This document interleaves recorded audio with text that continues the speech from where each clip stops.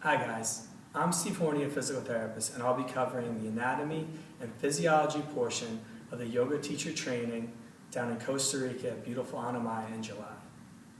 My goal is to help you better understand the building blocks of the human body and how those imperfections can help you, through an understanding, develop a safer practice. I'll be working with Paula and Ty in covering the therapeutic exercise portion and neuromuscular re-education portion to give an integrated approach to help you have a better understanding of how the body can work and how you can use the body to your advantage. I really look forward to seeing you in July. Hi, I'm Paula Tercy from Reflection Yoga, and I'll be teaching the yoga portion of the Advanced Teachers Training this summer with Steve and Ty. I'm really excited to be meeting a few new friends and hoping to see a lot of my old friends from past trainings. The portion that I'll be teaching will mostly focus around the idea of structure and connection. So we'll be looking at the body from a bunch of different aspects. We'll be looking at it, of course, from an alignment point of view, but then also from an energetic point of view. We want to understand what's behind an issue in the body from a somatic viewpoint as well as from a structural viewpoint. So if your client will come to you and say, I have a hip injury, we want to understand, well, is it a misalignment issue or what's really resting behind the pain in the hip? I hope to see all of you there in July in beautiful Anamaya. One of the motions we'll be discussing in our yoga teacher training is knee flexion or bending of the knee. As you can see, knee flexion occurs when the human body is weighted and pulled down and controlled by the muscles in a lengthening fashion of the quads, glutes, upper hamstrings, and calf, which is the gastrocsoleus complex. As you can see, as the person comes down, they will end up lengthening, controlling, and activating these muscle groups against gravity. An application where we see this motion in a pose that will be taught in our teacher training is Warrior 2. As you can see, the quads, glutes, upper hamstring, and gastrocsoleus or calf complex are all lengthening and activating to control this motion against gravity.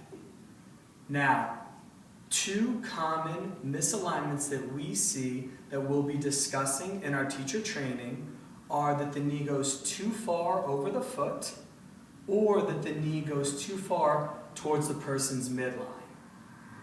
This can happen for multiple reasons, but in general, the stability of the internal-external rotators of the hip and the outside muscles and inside muscles of the thigh are not stabilizing this thigh appropriately while accepting the weight of gravity and bending into knee flexion. Also, if the person is not grounded in their back foot or in the front foot, they can have that knee go too far over their foot.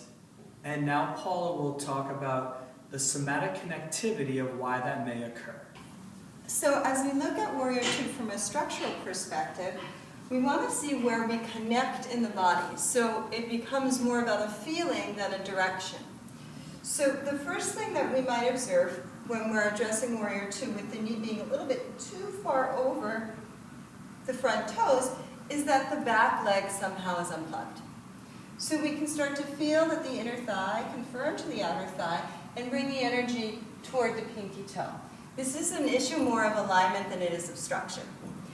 As we come here, and if the person is still, after we've set the front leg, if the person is still overbending in the front knee, then we might be looking at a lack of connection.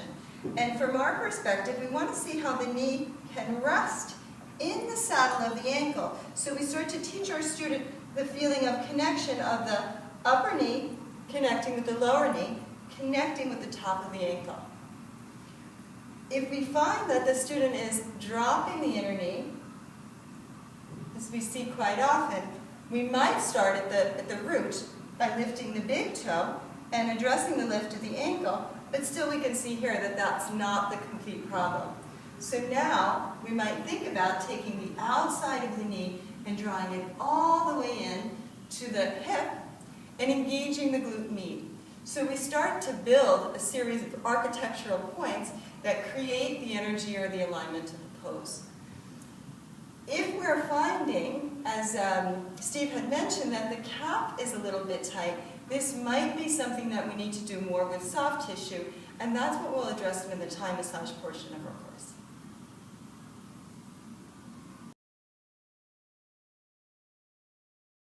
Hi, my name is Hannah of Thai Does Thai. I am teaming up with Paula Torsi of Reflections Yoga and Steve Horney for an advanced yoga teacher training in yoga therapy in July at Anamaya. Through the approach of Thai massage, we'll identify energetic pathways connected to the anatomical landmarks so that you as a teacher can go into the classroom setting and give powerful hands-on adjustments and provide your clients in a private setting with a unique and beautiful approach to conscious relaxation, breath connected to movement, and developing and deepening your yoga practice. I hope to see you in July in Costa Rica. Thanks. So for addressing the soft tissue connection in Warrior 2, you can use Thai massage by bringing the client into a supine position and using a stretch technique to open up the back of the leg. Taking the foot in line with the knee, in line with the hip, and then using your forearm and the palm of your hand to stretch and lengthen the back energetic lines of the calf.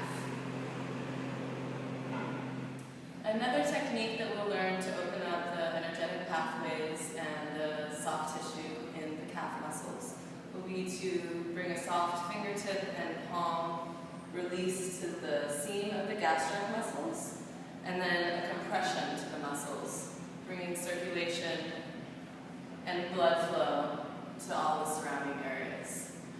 This will show up in our adjustment section of how to open up the pathways, use it with your private clients, and be able to address any stagnation